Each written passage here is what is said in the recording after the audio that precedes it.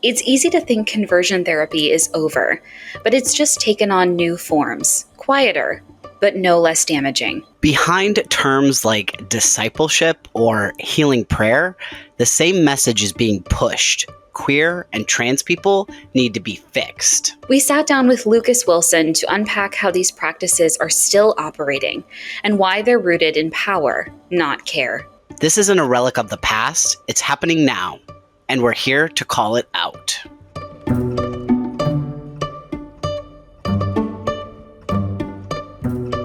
Welcome to Whiplash with Maxwell Kuzma, the show where two queer Catholics, Max and Emma, dive into the dark and twisty Catholic faith we were handed. and the beautiful mess we're building in its place. It's a journey of exploration, excavation, and deconstruction. As we challenge the limited view of God we were taught, An embrace of fully affirming, expansive Catholic faith. no topic is off limits and no question is too big or too small. We're in this together, figuring out how to reconcile our queerness with our Catholicism, and maybe, just maybe, even reimagine them both.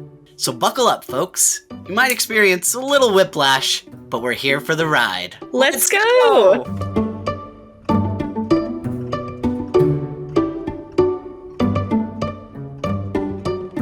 Conversion therapy didn't disappear. It just got repackaged.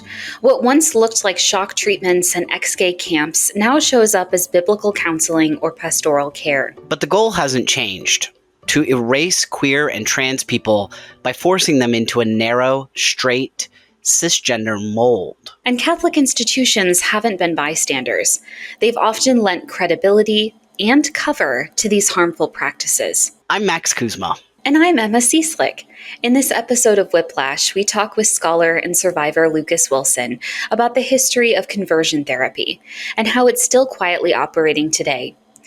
Before you listen, take a beat and take a breath. This episode includes discussions of conversion therapy, sexual assault, predation, grooming, purity culture, and much more. Please be careful and be gentle with yourselves when approaching this episode. Let's get into it. Dr. Lucas Wilson is an award-winning scholar and was recently a Justice, Equity, and Transformation postdoctoral fellow at the University of Calgary. He is the editor of Shame-Sex Attraction, Survivor Stories of Conversion Therapy, and co-editor of Emerging Trends in Third-Generation Holocaust Literature. His research focuses on Holocaust literature, white Christian fundamentalism, and the harms of conversion therapy. In February of this year, Emma interviewed Lucas for a Religion Dispatches Q&A essay discussing the rebranding of conversion therapy as biblical counseling and its ongoing impact. Lucas's work examines how memory, trauma, and power shape our cultural narratives, especially within religious contexts. Lucas, thank you for joining us. Thanks so much for having me. It's very exciting to be here. Thank you so much. To get started in the conversation, just to preface, as we've done before, that on today's podcast discussion, take a beat before you get started. Conversion therapy is a heavy topic. It often intersects with other elements of power play, including sexual violence, ableism, racism. So just take a beat and prepare yourself for the conversation. But with that being said, Lucas, I'm really excited because you have a personal element as someone who wrote an essay in this anthology that you produced yourself. What drew you to study conversion therapy critically in academic and personal settings? You know what? I never intended to this to be my research area. In fact, as Max said, most of my past research was actually on the Holocaust, looking at both the antecedents but also the aftermath of the Shoah. And so a lot of my research really was focused on the transmission of trauma between Holocaust survivors, their kids, and their grandkids. Pivot. I also was trying my best to separate myself from my past. And my past includes, unfortunately, it's a blemish on my CV, the fact that I went to Liberty University, which is, of course, the world's largest evangelical university, located in Lynchburg, Virginia. There's a lot to say about the name Lynchburg, but we'll put a pin on that for later. And I went to this, ultra-conservative Christian school. And I didn't, want people to see that on my CV and think, oh, here's someone who's, an academic who, is from Liberty. And so at the time that I was in my PhD, I was like, well, I need to not only pivot and start thinking about other research areas, but also to really separate myself in a public facing way from the fact that I attended Liberty University. So I started writing these op-eds for different queer publications. First it was Queerty and then RVA magazine, and it sort of snowballed into other opportunities. And with writing these different op-eds, I was, again, doing my best to say, hey, I'm not, the typical Liberty alumnus. I'm not, the person that you think I am if you were to just look at my CV. So I started writing these pieces, and they were more public facing than academic. And of course, no one read my academic work other than academics. So all 5 people in my field. So I was starting to write these pieces, and then they started picking up a little bit, and people started noticing, and one opportunity led to the other, which led to the other. And so as I was thinking I need to pivot, while also thinking, these pieces are picking up as I try to separate myself from my past, it worked together in such a way that I was like, well, maybe I could really focus on white Christian nationalism and evangelicalism and, conversion therapy and all this kind of stuff. And I did. And so I started writing more and more about, conversion therapy, because that's really what a lot of people were sort of responding to when I wrote these pieces online. And then as I kept writing more and more, I started shifting the focus, not to just public facing work, but also academic work as well. And as I was doing that, I got my first postdoc, which, I was at University of Calgary. And that's when I was tying up loose ends with my past research while also beginning my new research. And then on my current postdoc at University of Toronto, Mississauga, this is where I've been really sort of devoting my time, largely to white Christian nationalism, and as it relates really to conversion practices, but in the context mostly of higher education.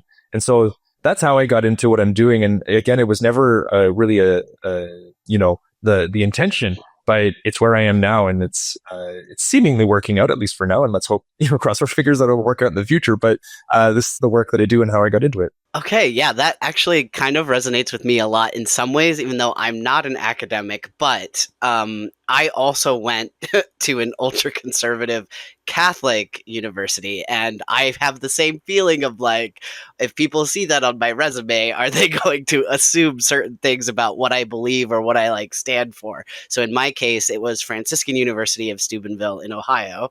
Yeah, I know. that reaction that you just had is how most people react. But that was, of course, before my transition, because I'm a transgender man, and also, it was before I deconstructed and kind of became more affirming and opened my eyes to the world in many ways. So it was a certain time in my life. And the other thing I was going to say is, so I know that in your book and in your work, you kind of broaden the idea of talking about conversion therapy so that it's not just so for me, when I picture it, I picture either something like what happened in the book Boy Erased, where it's extreme practices being done to people, electroshock, things like that. Or I also picture kind of the toned down version of maybe the 2000s of the talk therapy version, which was still very pressury, intense. And so neither of those were my experience, but I know that we can talk about it and look at it as a kind of wider social cultural project throughout Christian groups. And to that end, I want to note that I did have an experience with the Catholic group Courage, and that definitely felt like it was part of this shame-drenched project, really, because how it was at Franciscan University when I attended, which was from the years of 2011 to 2015, it was they would have flyers in various places. And they were, of course, subtle. It wasn't come talk about being gay. It was more do you potentially maybe struggle, in small print, and it wasn't a big deal, but there was an email address or a phone number. I think it was an email, and I sent an email inquiring, and then basically they didn't even have this group meeting on campus. It was, we arranged for like an unmarked white van to pick you up from the front of the school and take you off campus to a church basement a few miles away.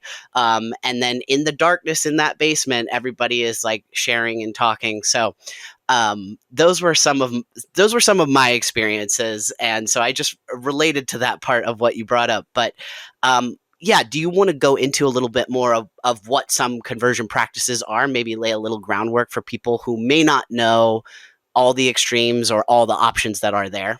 Yeah, so conversion therapy is typically how folks have would recognize what we're talking about today. Then it's the term that's most popularly used. And it's the term that I use in the title of the book, and the reason why I chose it was because it again is widely recognizable. The term that is now being used more often, though again, there's no problem with saying conversion therapy. It's just that some people don't like it. I have no problem with it. But the broader term that people are using these days is either SOGIES, which is an acronym for sexual orientation and gender identity change efforts, or conversion practices. And for me, I use conversion practices and conversion therapy and SOGIES. All these things, change efforts, all interchangeably. But for conversion practices, again, at the core of what we're talking about efforts to change an individual's sexual orientation, sexual desire, gender identity or gender expression, right? So really we're talking about taking someone who is queer in a gender or sexual sense, and then trying to align them with the heteronormative model. That's really what we're talking about when we're talking about conversion practices, conversion therapy, etc. Now, conversion practices, there's a whole, wide range of what constitutes or what is included under the umbrella of conversion practices, right? So we have, what people think of when they think of conversion therapy, going to a church basement, like you referenced. And it sounded like they were drawing upon a lot of stereotypes, Max. They were like, let's think of the most stereotypical thing we could do and do it. Okay. I know. And so I think to myself, and again, there is this sort of stereotypical understanding of what happens during conversion therapy. And again, church basement, pastor's office, some, discredited psychologist or, bunk counselor, whatever. However, conversion practices are not only practiced at the hands of religious practitioners, though they are disproportionately practiced at the hands of religious practitioners. The vast majority really are happening in conservative Christian contexts. Whether that be at a church or a parachurch organization or a separate ministry or whatever, a university and beyond, it doesn't really matter. What matters is that this is happening again, really largely at the hands of religious folks, particularly Christian folks. And so, again, we can think of, the talk therapy. And again, I always point everything at quotation marks when I talk about conversion therapy. It's like there's no conversion, there's no therapy, there's no conversion therapy. But at a certain point, when I use quotes for everything, they lose their meaning. So I digress. But with conversion practices, again, so we can think of like the talk therapy, where it's this very oftentimes pseudo-Freudian understanding of human sexuality, right? It's the reason why one is queer is most likely because of their damaged relationship with either of their parents or perhaps both of their parents. Or they draw upon a lot of, again, really discredited theories like, an individual was sexually abused as a child, an individual was preyed upon by someone of the same gender as a child or as an adult, or they looked at pornography and somehow they became queer. I love that one. That's always one of my favorites. At a certain point, you either cry or you laugh at conversion practices and the stupidity that, is conversion ideology. It serves itself quite well to a number of jokes, anywho. So again, we can think of, you also referenced electroshock therapy, and that falls under the umbrella of aversion therapy. So to do something or have something done to you that is negative and associating that with sexuality or aberrant sexuality or aberrant gender expression or identity. Typically, it's used with sexual images. So oftentimes, there's a shock associated with looking at an image of an individual who is physically attractive. So aversion therapy, talk therapy, these are, again, oftentimes what we're talking about. But, and as I try to do in the introduction of shame-sex attraction, I try to expand, and again, it's not just me that's doing this. This is, I'm standing on the shoulders of giants, to expand the understanding of what exactly do we mean when we say conversion therapy or conversion practices. because, although not every queer person has undergone conversion therapy, I will say that every queer person has experienced conversion practices. And what I mean by that is that growing up, for any queer person who, any queer kid, a little gay boy who wants to play with dolls, me, any young girl, a queer girl who, is playing with, action figures in a truck.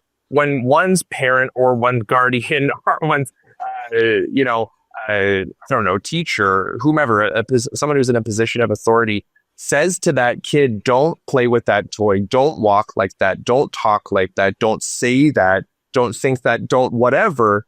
This is a way that person in authority is trying to conform that kid into, or to express him or her themselves in a certain way that aligns with, again, the heteronormative model. So these are conversion practices. Again, it's not necessarily that one, when a kid was told, hey, don't play with that doll, you look like a sissy, that in and of itself was, earth-shattering. I mean, for some people, perhaps it was. But for a lot of people, it's these little messages that build up and accumulate over time that really send a very clear message that you, as you, whoever you are, and however, you express yourself and however you identify, even if we don't necessarily know how we identify at the time, we still know something's different. When you are told over and over and over that you need to change, this again, these are repeated instances of conversion practices, and they need to be named for what they are. And again, I don't want to say that every single person has undergone conversion therapy, but I will say that every single queer person, and I would even say some straight folks, have undergone conversion practices because they've been pushed to align with a certain gender stereotype to be more masculine or to be more feminine, depending on their sex assigned at birth. And so this is what we're talking about. We're talking about conversion therapy specifically, but then again, to broaden it out and to really think about how this impacts not just those who underwent conversion therapy, but how it affects all queer people and even some straight people. This is what we're talking about when we're using the term conversion practices. Absolutely. And I think it's incredibly important. A conversation that Max and I had earlier about purity culture also fed into this, specifically about how gender roles are a big part of this, just as you say, in affecting cis people as well as trans, non-binary, and intersex individuals, of this expectation and presentation of what a woman or man is supposed to look like. I really appreciate you sharing that, Lucas. And I appreciate, Max, you also sharing your personal experiences in Franciscan.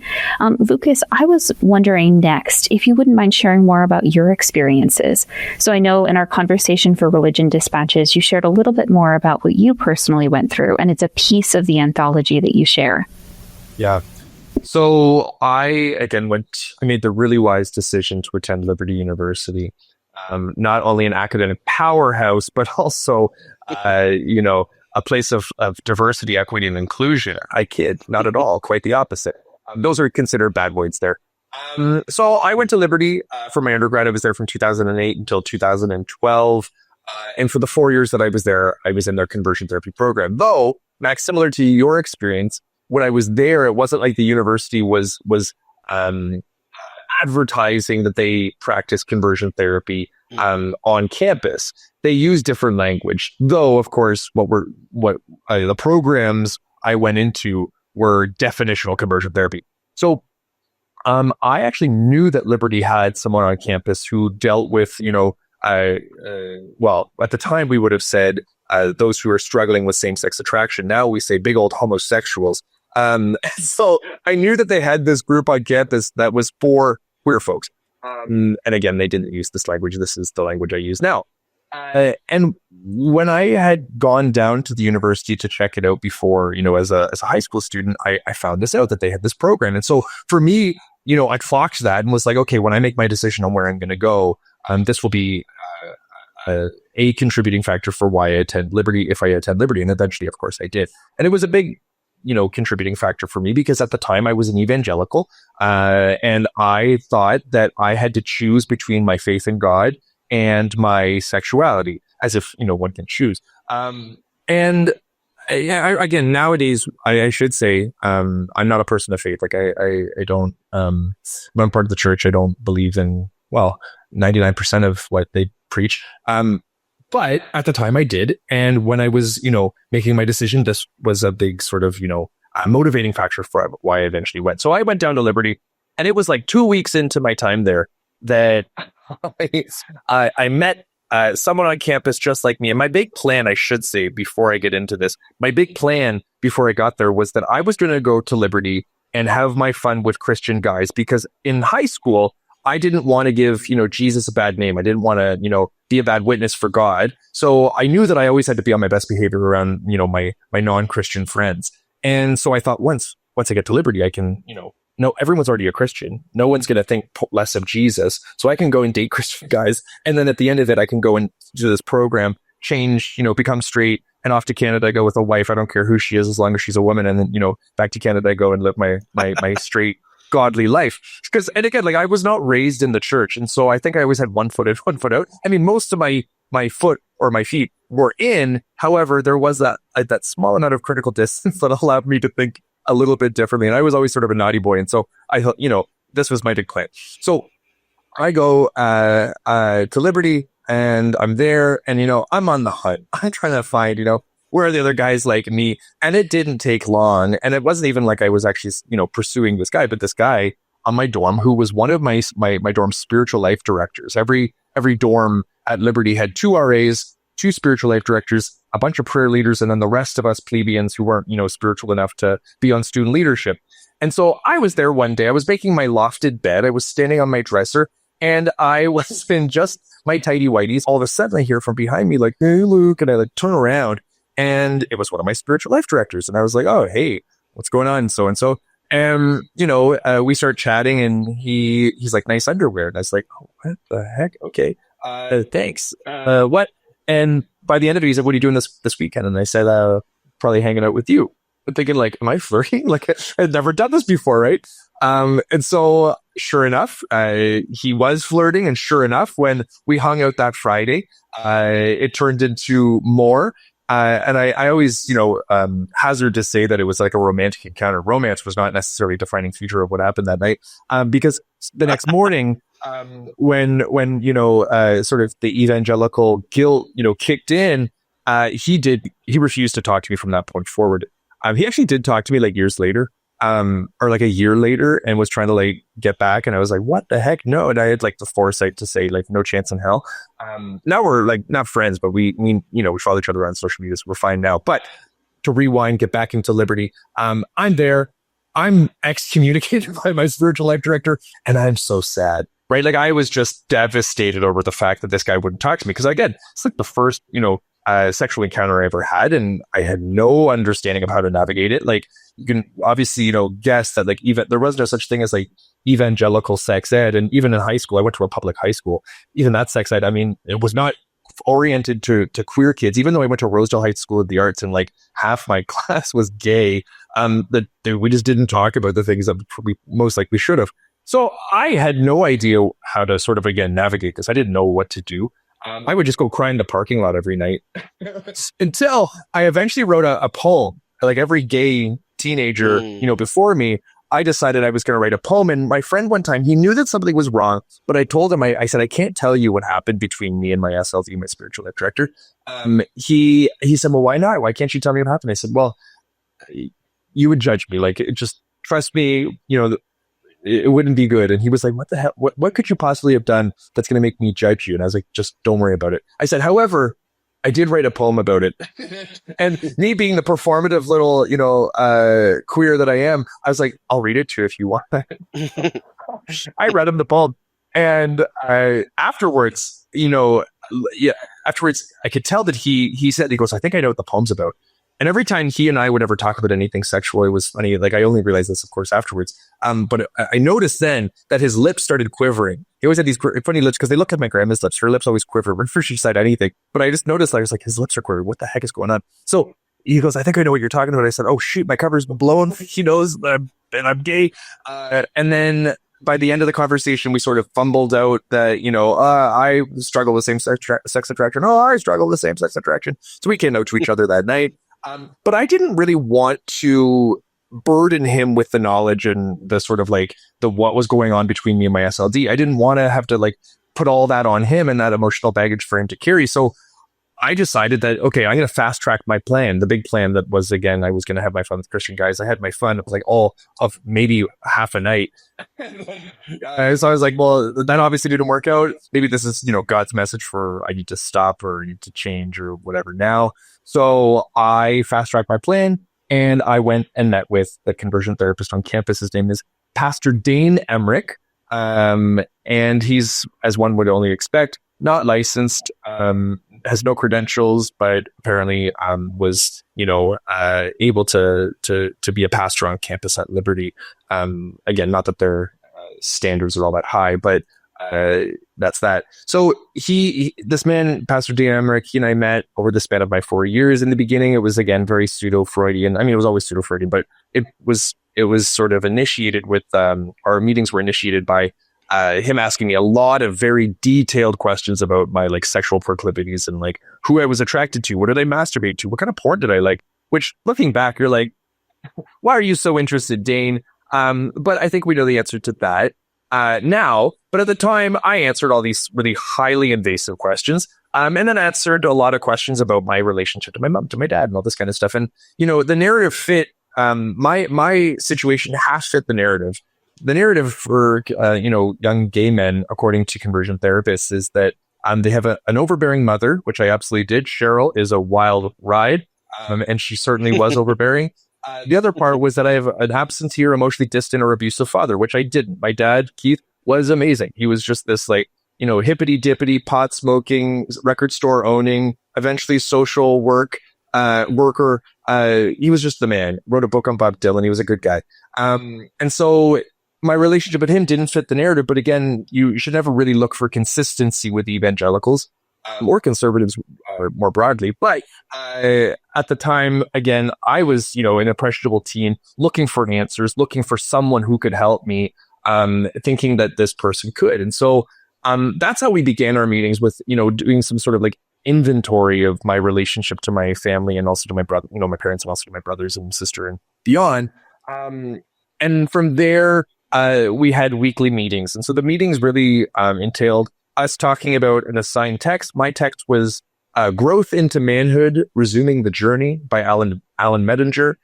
He's the former president of Exodus.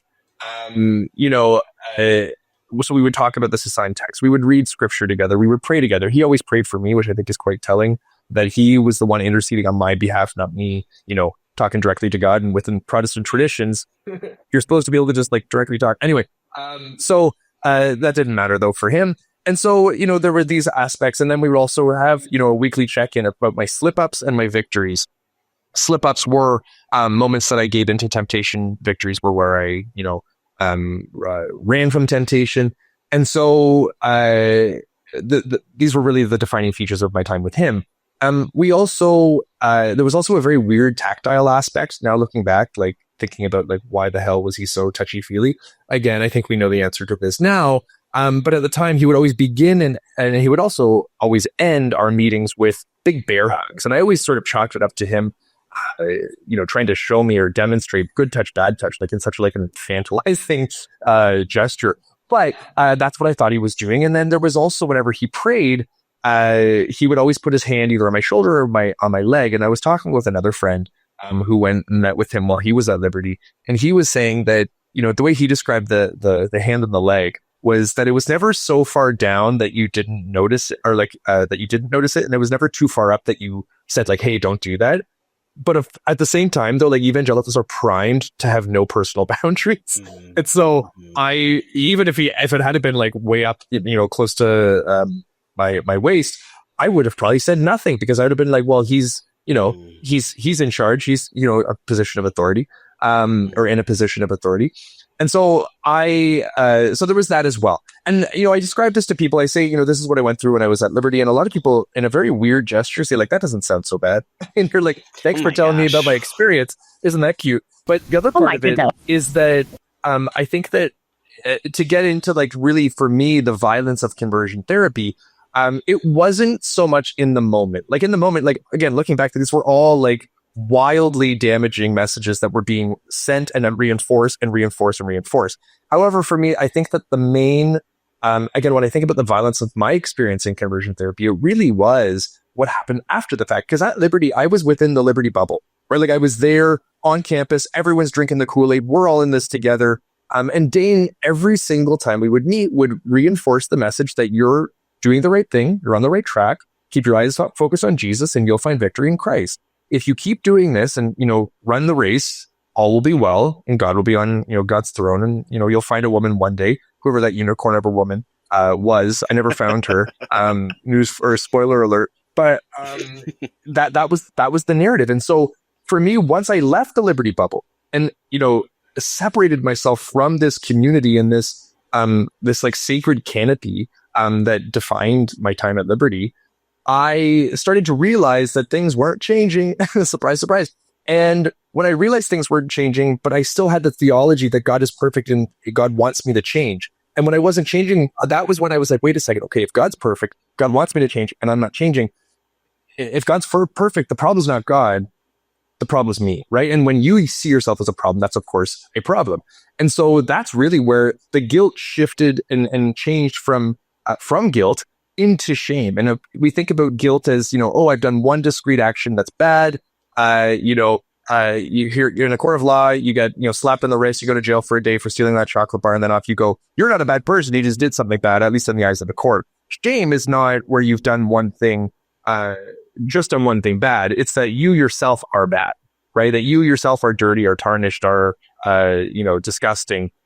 And that's for me, I always had the belief that I was disgusting because was inherent within Christian theology is this idea that you are disgusting, you are tarnished, and even your good deeds are filthy rags, according to God. And of course, the metaphor of them being filthy rags is a reference to Isaiah, which the modern day sort of or translation of that would be essentially a used tampon. So even what you do that is good is considered a used tampon to God. You're like, oh shoot, sounds like I'm not very good. So there certainly was shame that I was dealing with, but in regards to my sexuality, not as much once I was meeting with Dane. Once I was meeting with Dane, it was very much this guilt-ridden, guilt-driven time. But again, once I left Dane and I was outside of the Liberty bubble and back in Canada, that's when, again, the guilt really turned back into shame, particularly in regards to my sexuality.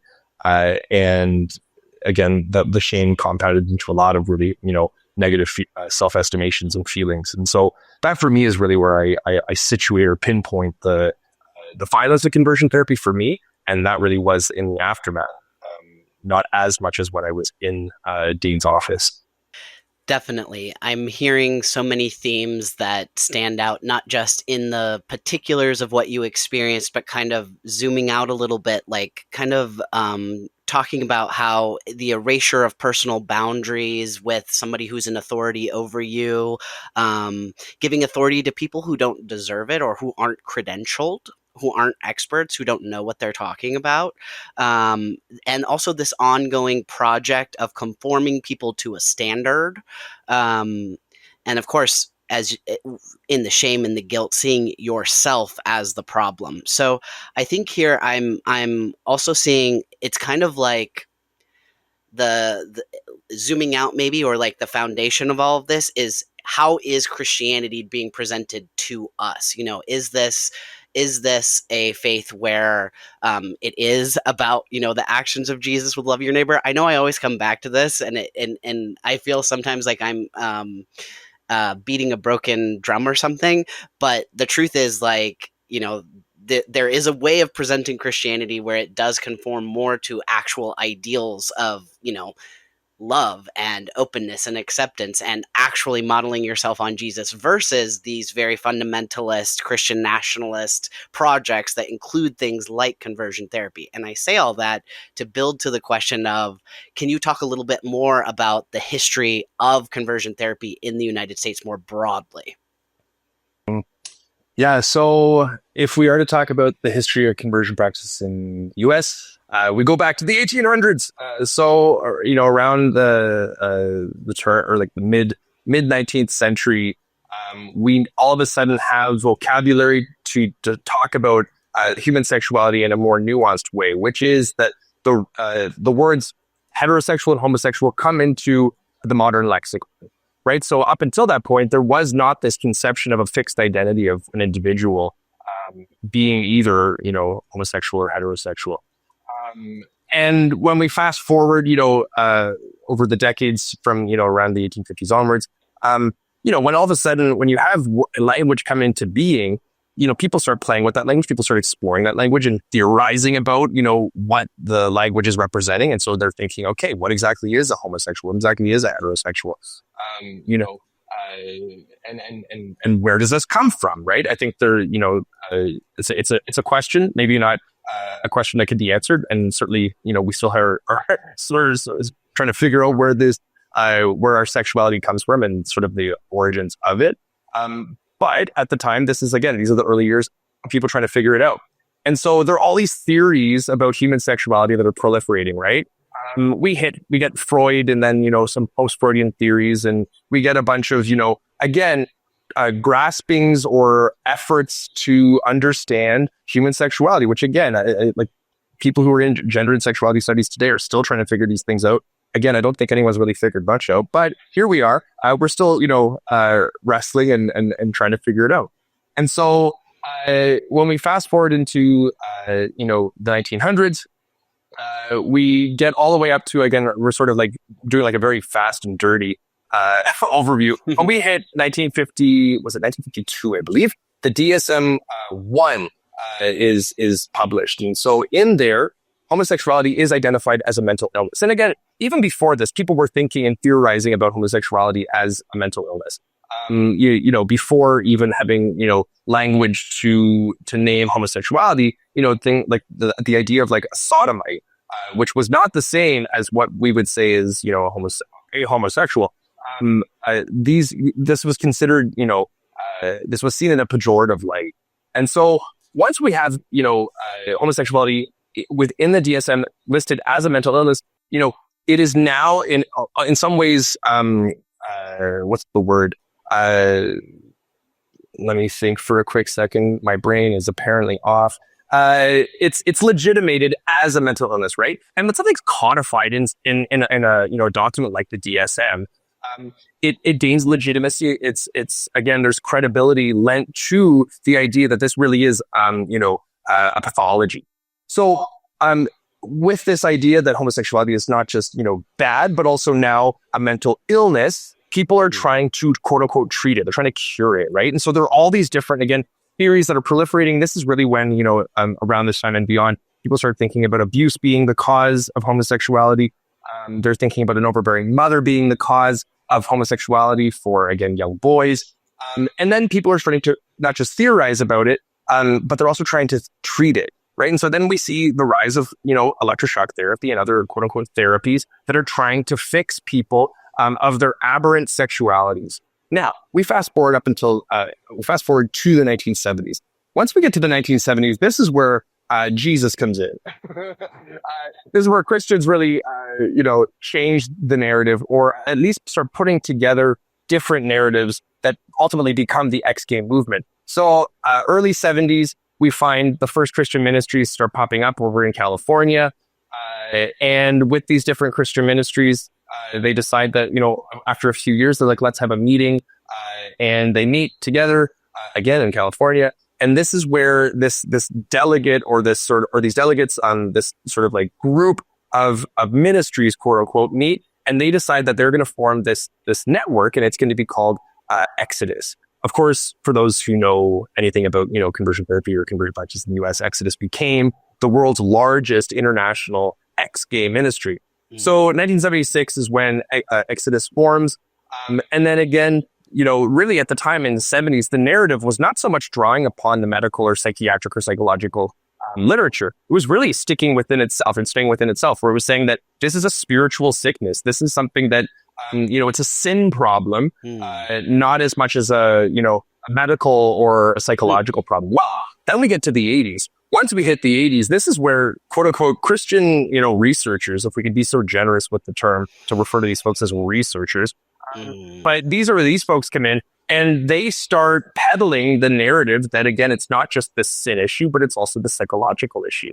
And what happens is that these two groups, the quote unquote researchers, and then the ex-gay ministries, they find each other and they start working together. Why? Because the ex-gay researchers are lending credibility to the ex-gay ministries, and the ex-gay ministries are giving money to the ex-gay researchers, and that's of course a quite, it's a solid relationship, symbiotic, that allows these two groups to really feed off each other and become, larger and also have more power eventually, and then it sort of snowballs over time through the 80s into the 90s at the height of the ex-gay movement, where these organizations are, they're, not only like what's the word, countless organizations, countless ministries that are cropping up and popping up all over the country and in the world. But again, they're generating a lot of money. This becomes this whole industry. And again, it's not just located or sort of exclusive to the US. This becomes an international sort of movement. Then we hit the 2000s, and what we find is that a lot of the leaders of the ex-gay movement, especially those who were involved with Exodus, are found out to be the frauds that they are, right? They're found in gay bars. They're found, having meth-fueled orgies in hotel rooms, that kind of stuff. Just a regular Tuesday for a lot of us. No, I jest. And again, the world sort of, not that the world needed to, needed this evidence to know that these folks were frauds, but it, of course, was a very damaging and damning sort of PR campaign that they had to have, it was very damaging to be found out. And so what we found was that when these different leaders were found to be the frauds that they are, they had to leave the ministries, right? And so then they passed off the leadership to other folks. Well, 2000, I believe it was 13, Exodus closes. Problem is that just because the largest ministry closes doesn't mean that there weren't going to be spin-offs from that organization, and the other organizations that existed apart from Exodus, they weren't just going to leave. So nowadays, even though Exodus is closed, and a number of other organizations have closed as well, there still are numerous ex-gay ministries throughout the US and abroad. And again, a lot of this thinking and a lot of these practices were exported to other nations.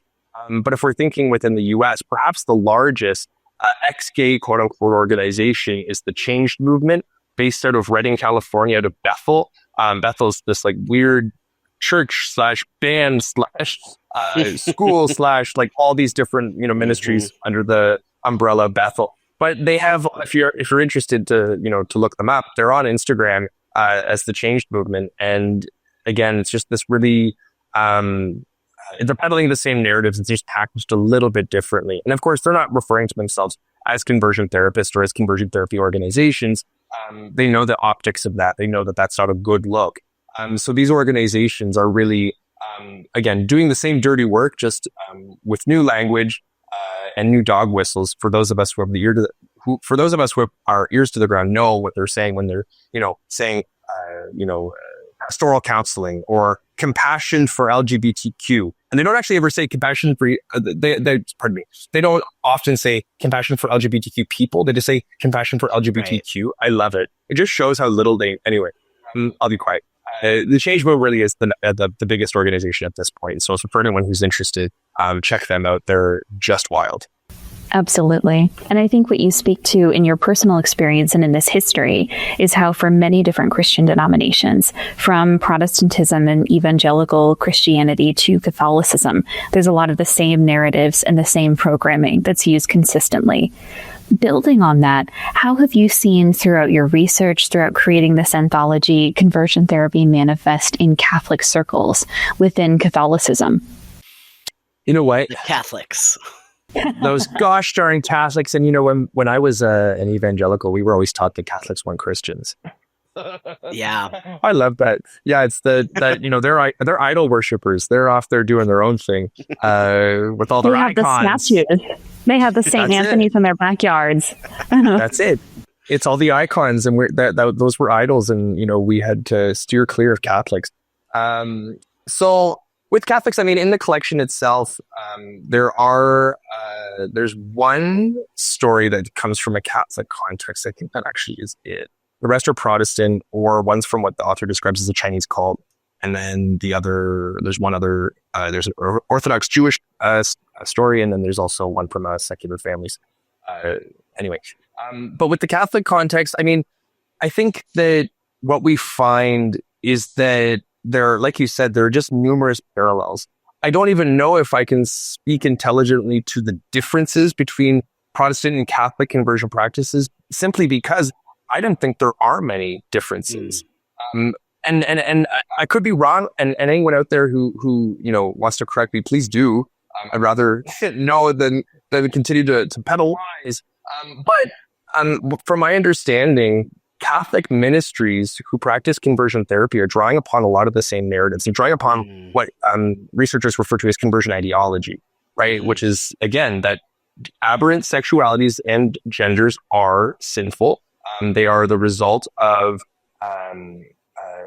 oftentimes what they refer to as trauma or abuse. And again, they also understand homosexuality as an addiction. There's gender confusion, right? There's so much that really they're just taking from the same, drawing their waters from the same well, and perhaps putting a little Catholic spin on it. But really, at its core, what's the difference? I don't think there is much. And so, maybe there's differences in if there's liturgy surrounding any of these groups, or there's, prayers that are attached to these practices. Perhaps that's the difference. But again, from my understanding from the research that I've done, I have not come across any qualitative difference that is significant enough to note and to distinguish between the religious traditions and say, this is particularly Catholic or this is particularly Protestant. I think that they're all really drawing up from the same resources at the end of the day. Yes, and that is very consistent with what Emma and I have seen in our research about basically Catholicism in America kind of more broadly. We've looked at it particularly with a deep dive that we did on purity culture on Substack, just looking at how the Puritans were here first. The Catholics were the original immigrants, so they were trying to assimilate into what the Puritans had going on, at least like socially, like finding pathways and things like that. So it makes sense. And we talk about it all the time of like the unholy alliance between like the Christian right and the Catholic right. And I would hazard to say, so I'm in no way an expert at all about this, but I would hazard to say that potentially one interesting element of difference to explore would be the authority structures, because that is one of the main differences in the Catholic Church versus Protestant world. Is the Catholic Church has this institutional hierarchy which introduces another level of complexity for a queer person, whether that be someone who is gay or trans or just broadly queer, to be honest, navigating what fitting into this church means. Because for Catholics, you may have the benefit of being born somewhere like New York City or somewhere in California that has a parish that happens to be super welcoming and affirming. They even have an LGBTQ ministry, and it's not code word for like some sort of conversion therapy. It's an actual like, you are welcome, you are loved here. You may have the benefit of being born somewhere like that or living somewhere like that, and your experience is going to be completely different than people who are born elsewhere or who are involved in other ministries that are across the country that are still Catholic but are not affirming. And then, you add on top of that, then you have the additional layers. Okay, what does the hierarchy of the church in the US say? Like the United States Conference of Catholic Bishops.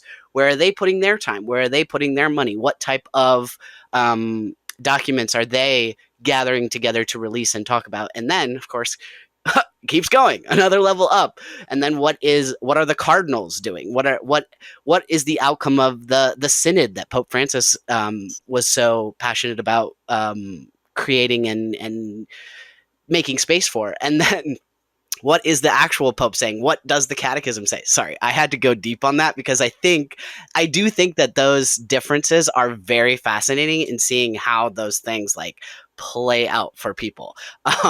But I know we don't have too much time yet, and we have a few other questions we'd like to get to. So I want to dial it back a little and just go to, how is conversion therapy in the news like right now? We're seeing growing pushes to overturn bans on conversion therapy for children. So we wanted you to kind of just touch on like the present moment. Before we go to the present, two things occurred to me. I mean, first of all, we find that, within the Catholic power structures and also within Protestant power structures, it's pretty much not that every single, person in authority, believes that conversion therapy is, effective or possible. But on both sides, like it goes up like the chain. Like you have people who are, higher ups within, again, not that Protestantism, at least in the US, has this sort of like it doesn't have the defined structure that U.S. Catholicism does. But there are big, powerful leaders like the folks who run Focus on the Family Research Council, whatever, like James Dobson, Tony Perkins, whatever. These different folks, like they are like the Protestant equivalents, or not really, but like for argument's sake, Protestant equivalents or close-ish. And these are folks who not only endorse or not only support, but they endorse conversion practices. The other thing that I think of, and I just thought of this as you were talking, is that one of the founders of conversion practices, not the founders, he's the one who, I think he's self-described as the founder of reparative therapy. Again, it's a kind of a hard title to claim, and also a very undesirable one. But for him, he did. He wanted that title, and it was Joseph Nicolosi. Joseph Nicolosi was Catholic, and so much of what conversion therapy, the teachings within conversion therapy consist of are his teachings, right? So he was the head of NARTH, and NARTH was one of these quote unquote legitimate conversion therapy organizations that was doing research on the conversion therapy. They weren't legitimate. They weren't doing research, and Joseph Nicolosi was an absolute joke. And in the words of Bill Maher, not all death is bad death. And so when he died, hallelujah. And so I think that really there are a lot of connections, and there's a lot of overlap and cross-pollination between the two religious traditions. So I would say, again, maybe I'm dead wrong. Maybe there's like a qualitative difference that I'm overlooking, but I just simply don't think that there is. But back to your question of where we are today. So, of course, there's a Supreme Court case that will be heard later this year, or more likely early next. And it is about the legality of practicing conversion therapy on minors by licensed professionals. And they're taking a very weird plan or sort of like course with this lawsuit, arguing that to not allow conversion practitioners to practice conversion therapy is an infringement of free speech. Though, of course, we can think of like any profession that has certain codes of conduct that disallow abuse and or torture. And of course, conversion therapy is definitional abuse, and according to the UN Rapporteur on Torture, conversion practices are in many cases torturous. So with that being said, to say that, I'm standing behind my First Amendment right to free speech is a bonkers claim, because again, even if you are able to, you should have the right to free speech. That does not extend into your treatment of vulnerable populations, i.e. children. And on top of that, it doesn't have to be a vulnerable population. If you are a doctor, if you are a psychologist, psychiatrist, whatever, you should not be able to, like, your freedom of speech is suspended for your profession. Why? Because there's a certain code of conduct that needs to be followed in those professional contexts. Anywho, that's what's happening right now and what's happening in the news. There was also a CNN article, I don't know if it was yesterday or the day before, that came out and featured a number of folks, including Andrew Pledger, who went to Bob Jones University, and Andrew's just wonderful. Curtis Galloway was in the article as well, and these are folks who are, advocates and big voices against conversion practices, and also just, high control Christianity in general. And so this article came out recently, which is super exciting.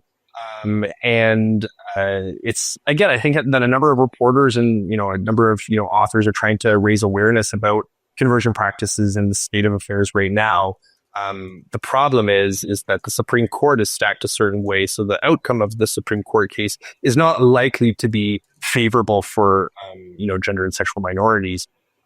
Instead, we're sort of anticipating that it's going to be, it's not going to work in our favor, and it's kind of a terrifying prospect. Absolutely. I think that's really important. And I appreciate you providing that nuance. I know that it's something that's especially affecting the queer and trans community within Catholicism and outside of it, around the concerns about this conversion therapy case that will be coming down soon. In bringing it to a close, because I know we typically aim for around an hour in our conversations, we always like sometimes, if we can, especially in heavy topics, to end on a positive note looking forward to the future. So So, from thinking about your research, about the work that you do, what can we be hopeful about in our discussions of deconstructing conversion therapy? So, namely, what would a successful world devoid of conversion therapy practices look like? And how can we get there? I don't know if we can. to not end on a positive note, to end on a very bleak note, people have said, in the past, like, oh my goodness, like the work you're doing, it's going to end conversion therapy. And I'm like, no, it's not. Like, what are you talking about? Like, I would love for it to end conversion therapy. Don't get me wrong. The truth of the matter, though, is that most likely this is never going to be a thing of the past. This will always be a thing of our present and our future. Why? Because homophobes and transphobes are alive and well. If anything, there's been some sort of like anti-queer, anti-trans resurgence over the past few years.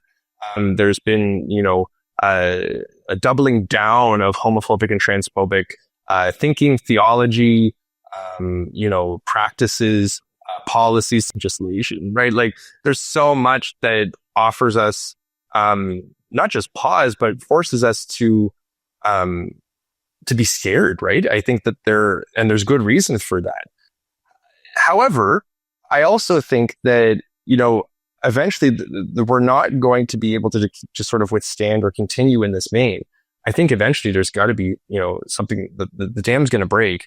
And maybe that's going to go either in our favor or otherwise, right? Or maybe the opposite way. And I hope that, if we're thinking politically, I hope that there is some sort of resolution to the crisis of leadership that's happening right now in the Democratic Party, in the U.S. specifically.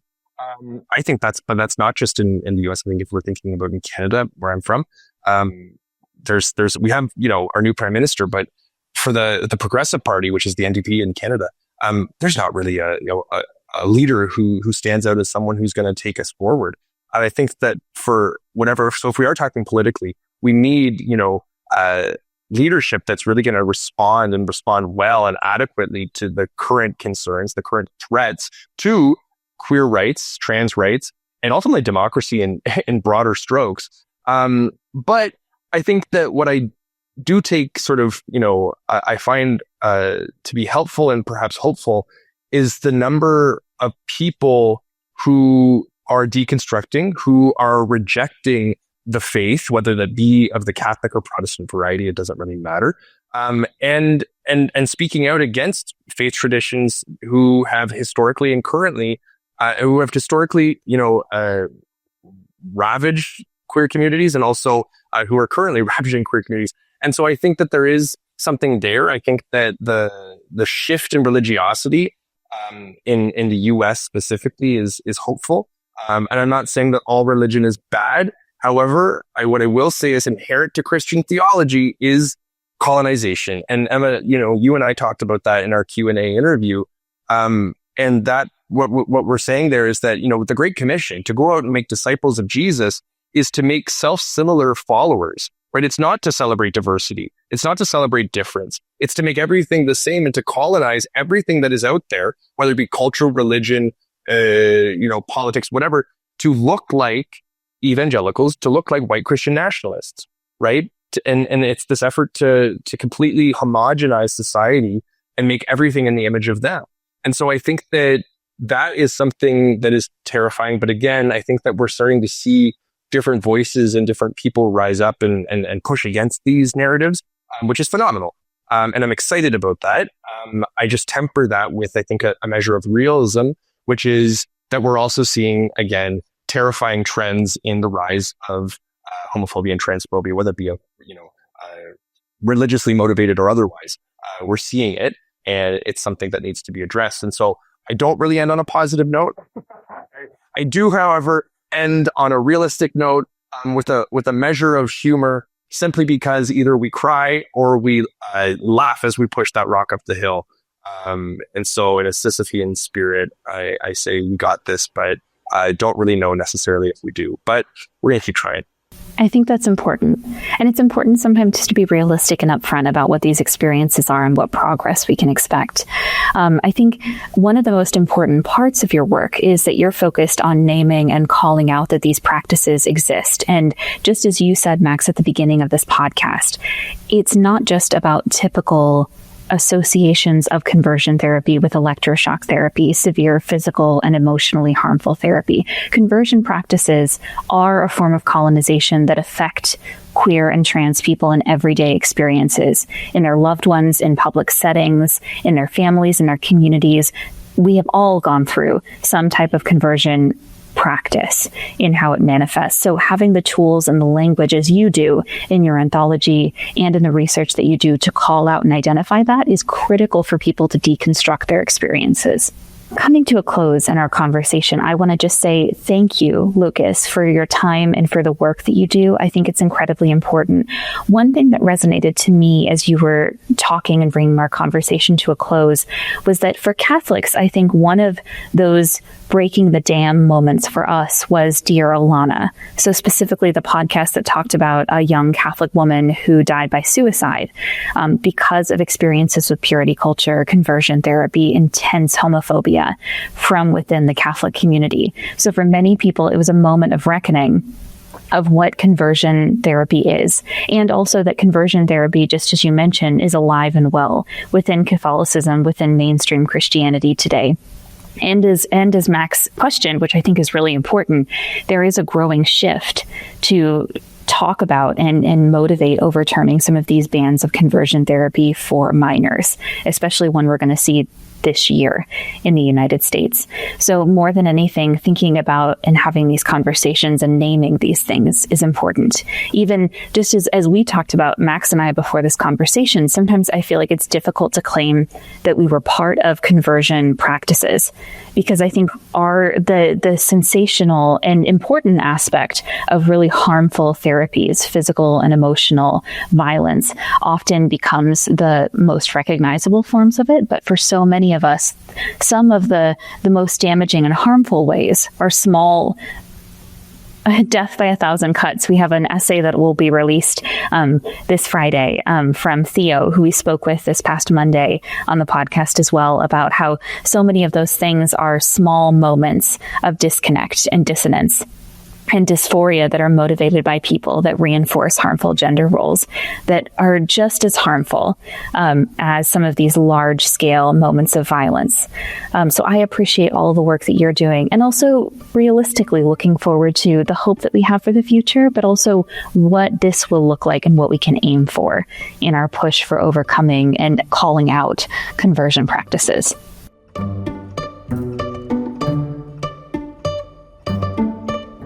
Conversion therapy may change its language, but the harm stays the same. And until we name it, it keeps finding ways to survive. We're so grateful to Lucas for sharing his story and research, and for reminding us that this fight isn't over, especially inside religious spaces. If this episode brought something up for you, know that you're not alone. We'll include support resources in the show notes, which come out on Substack on Wednesdays. Thanks for listening to Whiplash. If you want to keep these conversations going, consider subscribing, sharing the episode, or sending us a message to share your story. Until next time, take care of yourselves and each other. Goodbye!